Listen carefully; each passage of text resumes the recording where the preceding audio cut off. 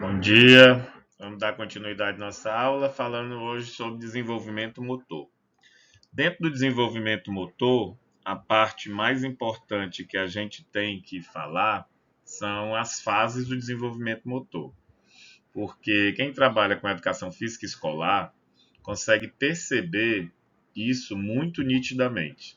E são essas fases do desenvolvimento motor que vão interferir diretamente nas habilidades motoras, ou seja, se a criança, o jovem, adolescente não tiver uma fase de desenvolvimento motor adequada, quando ele se tornar uma pessoa adulta, as suas habilidades motoras vão ser comprometidas.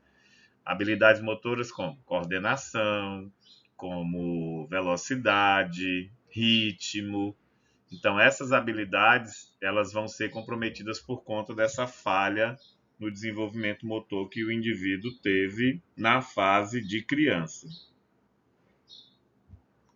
É importante a gente entender que as fases do desenvolvimento motor são divididas pela pirâmide de desenvolvimento ou pelas fases de desenvolvimento. Essa pirâmide é dividida em fase reflexiva, fase rudimentar, fase fundamental e a fase especializada. Por que a gente tem que fazer essa separação? Porque cada fase dessa vai trazer para o aluno, para o jovem e o adolescente, um ganho a partir de uma certa idade. E esse é o primeiro grande comprometimento, porque se você passar dessa idade e não adquirir esse ganho do ponto de vista motor, na idade seguinte você não tem como voltar. Então, cada fase dessa você vai aprendendo algo. E esse aprendizado vai comprometer a fase seguinte. E elas são relacionadas com a sua idade. Então, vamos começar pela reflexiva. A fase reflexiva ela vem do útero até 1 ano de idade. Então, a partir do momento que a criança já está dentro do útero, ela já tem reflexo. Então, quando às vezes a mãe deita de lado, a criança chuta, e você vê o pé dela espalmado na barriga da criança. Aquilo ali é um reflexo dela, né? Porque a mãe deve ter deitado, o útero deve ter se movimentado e deve ter incomodado ela, e ela reage via reflexo. É nessa fase que ocorre a decodificação e a codificação de informações. Que informações são essas? Informações que a mãe sofre, né? Na barriga dela e a criança reage. Então, é muito comum nessa fase, às vezes a mãe está sentada ou a mãe comeu alguma coisa mais forte e aí a criança começa a aparecer a palma da mão dela na barriga ou o pé dela na barriga, porque aquilo tudo vai interferir na vida da criança lá dentro. Então ela vai fazer esse ato reflexo a partir das influências que ela está recebendo de fora na barriga da mãe. A fase rudimentar, ela vai de 1 ano, né, quando a pessoa nasce, até 2 anos de idade. Essa fase rudimentar, como o próprio nome está dizendo, inicia-se um pré-controle rudimentar dos movimentos e uma gradual inibição dos reflexos. Então, a partir da diminuição dos reflexos, a criança começa a controlar os seus movimentos, mas é um controle ainda muito simples, muito grosseiro, muito rudimentar. A partir da fase motora fundamental, essa sim é a mais importante do ponto de vista da organização das habilidades motoras, porque ela vai de 2 a 7 anos distribuído nessas faixas etárias. Então, de 2 a 3 anos é a fase motora fundamental inicial. Então, aquele movimento que era pré-controle rudimentar, grosseiro, ele começa a ser rebuscado, começa a ser lapidado. De 4 a 5 anos é a fase motor elementar, onde as crianças começam a se movimentar elementarmente, muito simples, mas elas conseguem fazer os movimentos. Quando eu falo movimentar, não estou me referindo só a andar, correr, saltar, não. É qualquer tipo de movimento. Movimento com a mão, movimento com a cabeça, com o corpo, com os pés. Então, um momento da vida da criança que ela vai controlar a fase motora de maneira mais elementar, ela está quase consolidando o movimento. E de 6 a 7 anos de idade é a fase fundamental madura. Aqui a criança já consolidou o movimento. Então, o movimento dela já está organizado e consolidado e ela já consegue executar esse movimento mais tranquilo, com mais qualidade. Observe que tem faixas etárias para cada fase. E se por acaso, de 4 a 5 anos, eu não conseguir melhorar o movimento elementar e eu avancei de idade, quando chegar aqui na fase madura eu vou ter problemas. Então é uma graduação e uma fase precisa da outra para poder melhorar o seu desenvolvimento motor. A última fase é a fase especializada, que diz respeito à parte dos esportes. É quando você utiliza a sua movimentação, o movimento que você adquiriu nessas fases aqui, e você especializa ele para alguma modalidade desportiva, ou para alguma prática desportiva. Essa fase especializada também é uma fase extremamente importante, porque ela vai trazer para a criança, para o jovem, para o adolescente, aquela prática desportiva de maneira ótima, de maneira padrão ouro. Então, de 7 a 10 anos, a gente está na fase especializada transitória, que é justamente a mudança daquele movimento maduro para um movimento que seja mais rebuscado, mais controlado. De 11 a 13 anos, eu já estou na aplicação desse movimento. Então, aqui, enquanto eu estou fazendo, conhecendo diferentes práticas desportivas para poder aplicar esse movimento maduro que eu já adquiri na fase anterior, quando eu chego de 11 a 13 anos, eu já devo ter escolhido um esporte que eu queira praticar como um esporte só meu. E aí eu vou fazer a aplicação desses movimentos para aquela prática desportiva. E de 14 anos para cima seria a utilização permanente, que é onde nós nos encontramos. Então, tudo que a gente aprendeu aqui, nessas fases da vida anterior, a gente utiliza permanentemente na nossa vida até o fim dela, até o desencarne. Porém, tem um detalhe: se você, por acaso, passou por todas essas fases e foi prejudicado por algum motivo, ou por uma questão social, você não brincava, não fazia aula de educação física, ou por uma questão de opção, você não gosta de fazer aula de educação física, ou por uma questão estrutural, na sua escola não tinha um professor de educação física, tudo isso que você deixou de aprender aqui vai refletir bem aqui na sua fase adulta. É por isso que na fase adulta a gente encontra ainda algumas pessoas que elas não têm coordenação motora. Elas são descoordenadas, elas não conseguem correr, elas não conseguem saltar, elas passam nas coisas, ela bate nas coisas. Então, tudo isso é por conta dessa falta de aprendizado nas fases anteriores ao que a gente está vivendo agora. Dentro dessa proposta das fases, aparece a ampulheta de utilização, ou a ampulheta do desenvolvimento motor, que significa que todas as fases, a reflexiva, a rudimentar, a fundamental e a especializada, ela vai trazer para os alunos, para os indivíduos, a construção de habilidades motoras que ele vai utilizar nas atividades da vida diária, na AVD, que ele vai utilizar nas atividades recreativas, que é você brincar, correr, se divertir, e que ele vai utilizar nas atividades esportivas competitivas, que aqui sim é o esporte de rendimento. Então, para eu me tornar um atleta competitivo, um Cristiano Ronaldo, um Messi, um Diego Hipólito, um atleta de ponta, eu preciso ter passado por todas essas fases do desenvolvimento motor de maneira satisfatória, adquirindo todos os estágios que cada fase está compreendida.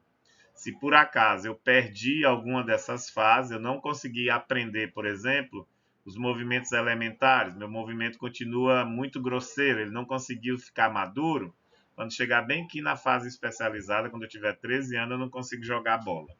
porque eu não aprendi isso quando eu tinha 5 anos de idade. Então é importante a gente observar essas questões. Dentro da ampulheta do Galahu, ele traz que esse controle motor, ou essas habilidades motoras, ou essas competências motoras, elas estão diretamente relacionadas com a sua fase, como eu disse anteriormente, as fases do desenvolvimento motor. Porém, essas fases do desenvolvimento motor, elas são influenciadas por dois fatores principais. O primeiro, hereditariedade. Então, a gente não tem como gerenciar isso, porque hereditariedade é o código genético que você herda do seu pai e da sua mãe. O segundo são fatores ambientais, que é onde você é criado, as estruturas ambientais que você foi formado. E aí, todos esses dois fatores influenciam diretamente na sua construção motora, na fase de formação motora que o indivíduo passa. Então, vamos primeiro pelos fatores hereditários. Os fatores hereditários estão falando da herança genética que eu recebo do meu pai e da minha mãe. Então, imagine que seu pai e sua mãe são atletas de alto rendimento, sempre fizeram atividade física, têm uma postura de exercício físico muito bom. Então, obviamente, você vai herdar isso e durante as suas fases motoras, você vai passar por todas elas de uma maneira menos difícil. Não vou dizer que seja fácil, mas vai ser menos difícil. No exemplo contrário, se seu pai e sua mãe são duas pessoas obesas, que nunca fizeram atividade física, que não gostam de fazer atividade física, que não tem nenhum desenvolvimento motor físico bem elaborado, você vai herdar isso também. E aí, durante as suas fases do desenvolvimento motor, você vai ser prejudicado além do normal. Porque passar por essas fases já é difícil. Quando você tem essa herança genética um pouco mais prejudicada, vai se tornar um pouco mais difícil. Do outro lado, tem a questão ambiental. Essa questão ambiental ela pode ser modificada. Então, a questão ambiental diz respeito ao ambiente onde você é criado.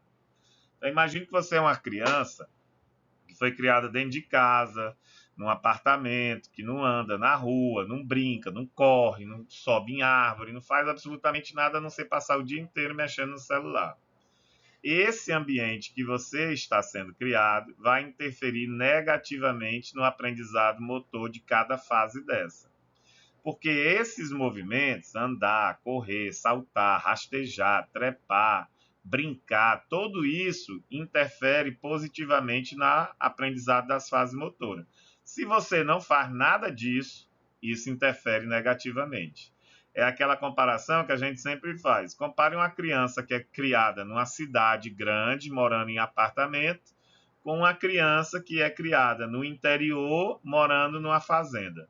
Você vai ver que o desenvolvimento motor das duas crianças são completamente diferentes. O que é criado no interior da fazenda tem um desenvolvimento motor superior àquele que é criado dentro do apartamento sem fazer absolutamente nada. Isso faz parte das fases do desenvolvimento motor. E isso vai interferir diretamente nas competências motoras que você vai desenvolver para o resto da sua vida. A mesma coisa acontece com a ampulheta de aprendizado. Então, a gente aprende o tempo todo. Desde a hora que você nasce até a hora que você vai morrer, você vai aprender. Só que esse aprendizado, ele passa por filtros. Qual é o primeiro? Hereditariedade, que é um filtro que você não tem como mexer. Então, o mesmo exemplo que eu dei anteriormente. Se você é filho de um pai atleta, de uma mãe atleta, que tem o hábito de fazer atividade física, obviamente, você vai herdar desse pai e dessa mãe essa vontade de aprender alguma atividade física. E aí esse filtro vai se abrir para você ter contato com diferentes propostas de atividade física. Agora, se você é criado por um pai, uma mãe que não tem nenhum gosto pela atividade física, que nunca fez atividade física, que adora ficar sentado no sofá mexendo no celular, no WhatsApp, esse filtro vai ser cada vez mais estreito. E aí vai diminuir as possibilidades de aprendizado que você vai ter relacionada à prática da atividade física.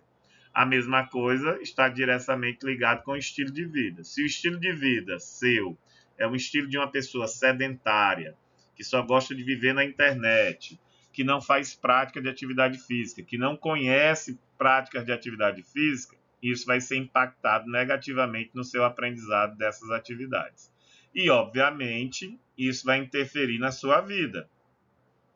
Porque quanto menos você tiver contato com experiências relacionadas à atividade física, menos você vai aprender e introjetar essas experiências na sua vida motora.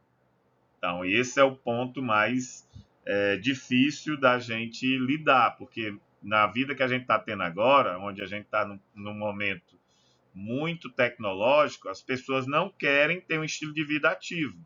Elas querem ter um estilo de vida sedentário, por conta das telas, da internet, TikTok, Facebook, sei lá o que mais aí, atrapalha essa vontade de se movimentar.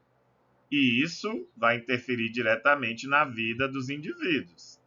Isso interfere de maneira muito perigosa, porque eu vou me tornar uma sociedade eminentemente sedentária e provavelmente uma sociedade adoentada, porque nossa espécie, Homo sapiens sapiens, nós fomos construídos para o movimento. Se a gente não se movimenta, a gente vai cada vez mais adoecendo. A fase reflexiva motora pode ser definida como a presença de intensidade e simetria de reflexo que podem ser usados para avaliar a integridade do sistema nervoso central. Então, essa fase reflexiva, eu observo se esses reflexos da criança estão todos preservados e se eles são simétricos, né? O que faz do lado direito, faz do lado esquerdo. Se isso não acontece, é um indicativo, não é uma certeza, mas é um indicativo que o sistema nervoso central dessa criança está comprometido. Ou tem alguma anormalidade nos músculos esqueléticos, ou alguma lesão de nervo. Então, o reflexo, que a gente nasce com ele, serve não só para ser um início do movimento, mas serve também para ser um indicativo de problemas neurológicos. Porque tudo que a gente fala em relação a movimento, a gente está falando de sistema nervoso central. Que quem controla os nossos movimentos, tanto os voluntários como os involuntários, é o sistema nervoso central. Então, nessa fase reflexiva, existe a persistência dos reflexos, são aqueles que você nasce com eles, eu vou já apresentar eles para vocês, e no decorrer da sua vida, esses reflexos vão diminuindo. Caso esses reflexos não diminuam, aí também indica uma anormalidade no sistema nervoso central. Porque o normal é você nascer com muitos reflexos e pouco controle motor. Com o passar do tempo, os reflexos vão diminuindo e vai aumentando o seu controle motor. Esse é o normal. Então nós nascemos com o reflexo da sucção, porque nós somos mamíferos, então a gente tem que mamar. Então toda vez que a criança nasce, acabou de nascer, saiu do útero. Se você tocar alguma coisa na boca dela, ela começa a sugar, porque ela pensa que é o bico do peito. Tanto é que quando a criança nasce, que ela sai do útero, a enfermeira já lava, já dá um banho, já entrega para a mãe já bota para mamar, que é para ele estimular esse reflexo aqui. Existe o reflexo de pressão palmar e plantar, que é aquele reflexo que tudo que você toca na palma da mão ou tudo que você toca na planta do pé da criança, ela flexiona os dedos com muita força. E aqui é interessante porque é muita força mesmo. Se você segurar ela pelo dedinho, ela não solta. Você consegue levantar ela e ela não solta. Isso é um reflexo extremamente importante, porque isso aqui indica se o sistema nervoso central está ou não funcionando normalmente. É bem comum também esse reflexo, você perceber, quando a mãe está com a criança e o cabelo da mãe toca na mão da criança. A criança fecha a mão imediatamente puxando o cabelo da mãe. Isso são reflexos, não é a criança que controla. É uma coisa que é incontrolável, né? É a partir da estimulação da palma da mão que os dedos vão flexionar. É a partir da estimulação da planta do pé que os dedos vão flexionar. E o último reflexo é o reflexo da marcha. Como nós somos animais bípedes, a gente anda sobre duas pernas. Toda vez que você segura uma criança, novinha mesmo, e apoia o pé dela no chão, ela já começa a querer andar. Porque é normal a gente aprender a andar em pé. Isso é natural. Se você faz isso, segura a criança, apoia o pé dela, e ela não tem esse reflexo de marchar, aí pode indicar também um problema no sistema nervoso central.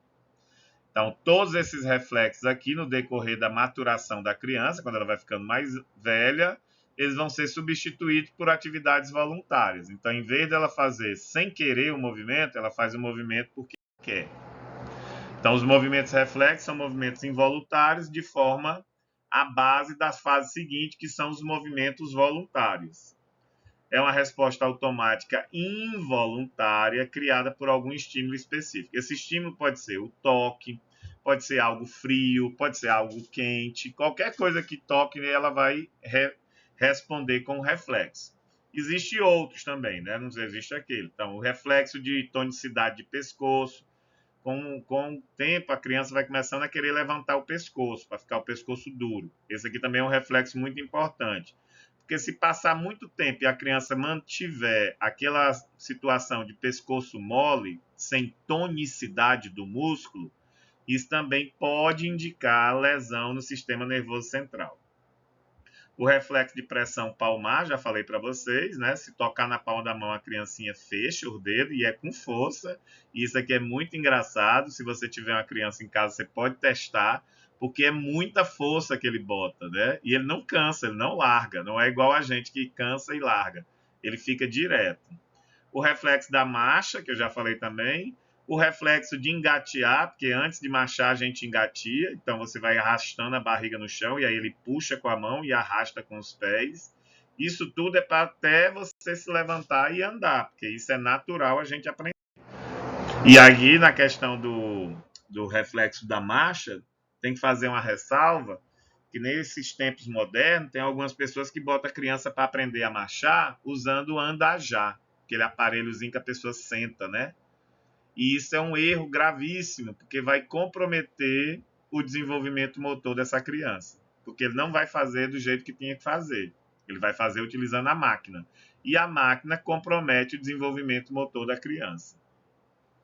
Outro reflexo é um reflexo de rotação, que é quando a criança roda a cabeça para o lado, ou por uma questão de som, ou por uma questão de toque, ele roda a cabeça procurando onde é que estão fazendo isso. Esse reflexo também é interessante, porque às vezes a criança nasce surda.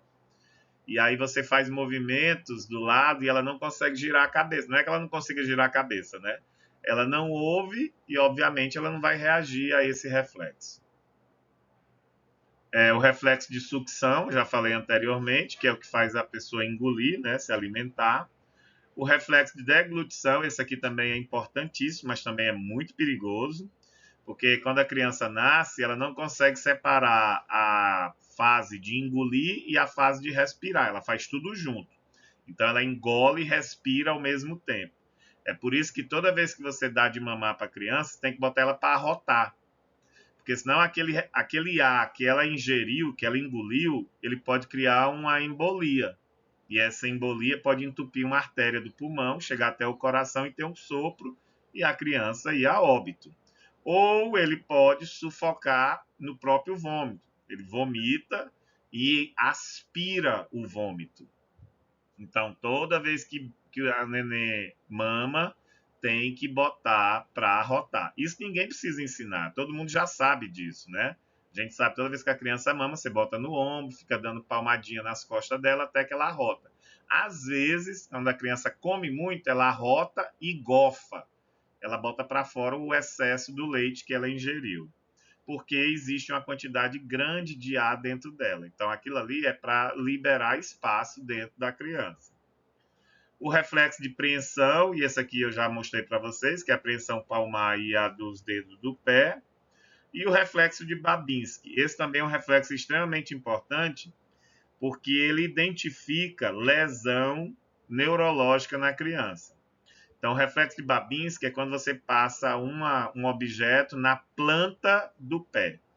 Se você toca na planta do pé da criança, primeiro ela vai estender os dedos, depois ela vai flexionar os dedos com muita força. Então, essa sequência de elevar o dedo para cima e em seguida flexionar indica que o sistema nervoso central está perfeitamente organizado. Neurologicamente está perfeito. Se por acaso a criança não faz esse movimento de estender os dedos e depois flexionar os dedos, pode indicar alguma lesão neurológica. Então, quando a criança nasce, esse reflexo de Babinski é feito imediatamente junto com aquele exame do pezinho que tem que fazer. Então, o médico faz o reflexo de Babinski e logo em seguida faz o exame do pezinho, que é coletar o sangue lá do pé para fazer todas aquelas análises. Passando dessa fase, a gente entra na fase rudimentar, que, como o próprio nome está dizendo, você vai começar a se movimentar, mas de uma maneira grosseira, rudimentarmente. Então, a fase rudimentar são as formas básicas do movimento voluntário.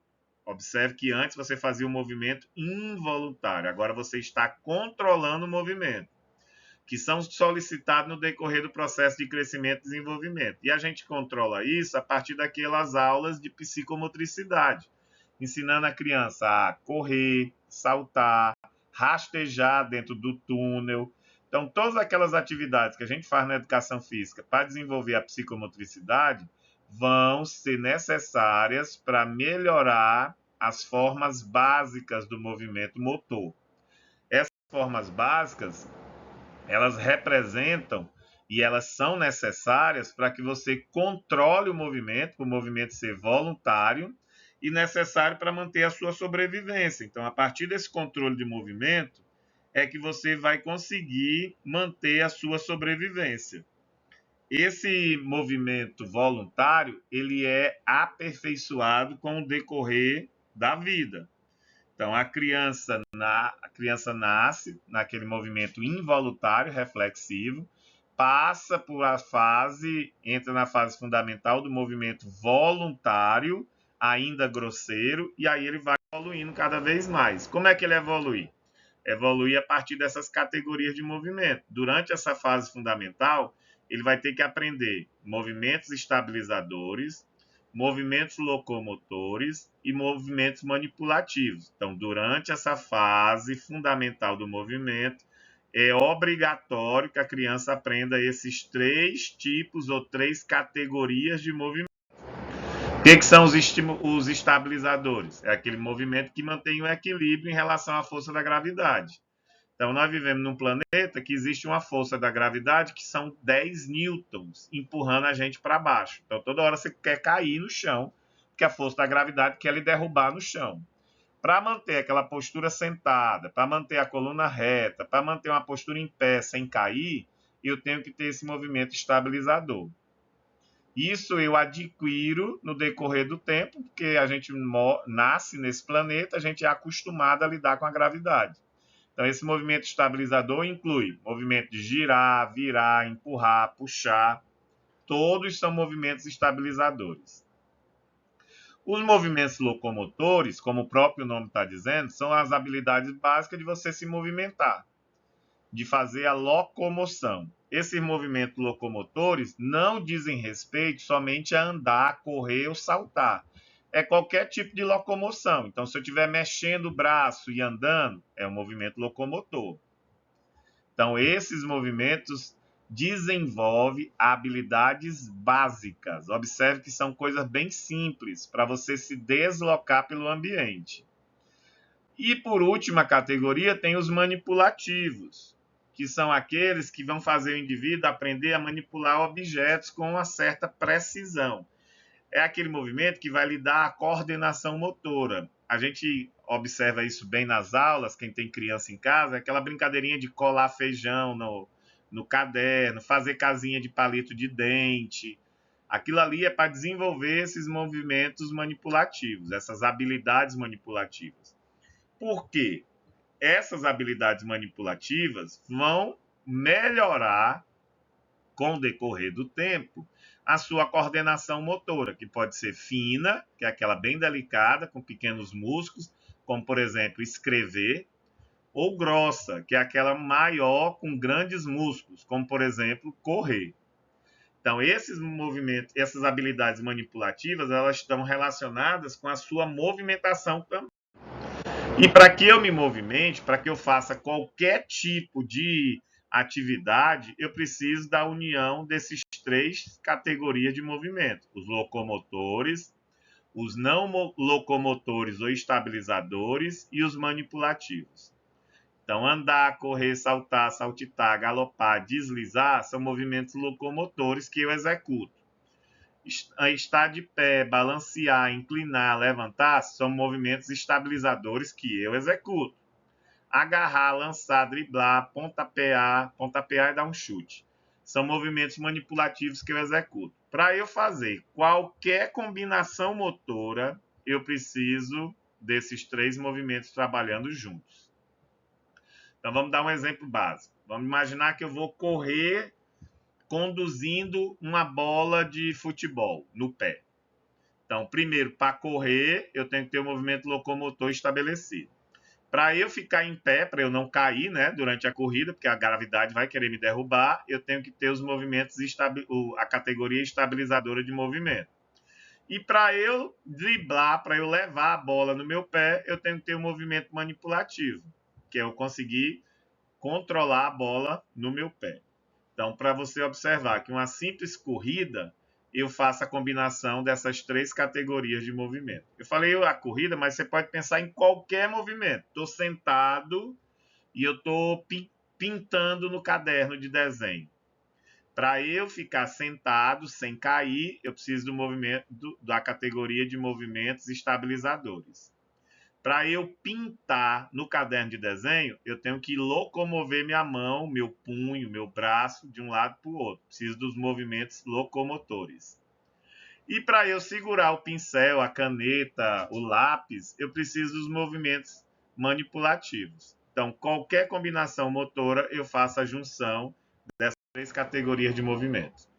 Eu agradeço a paciência de vocês e até a próxima aula.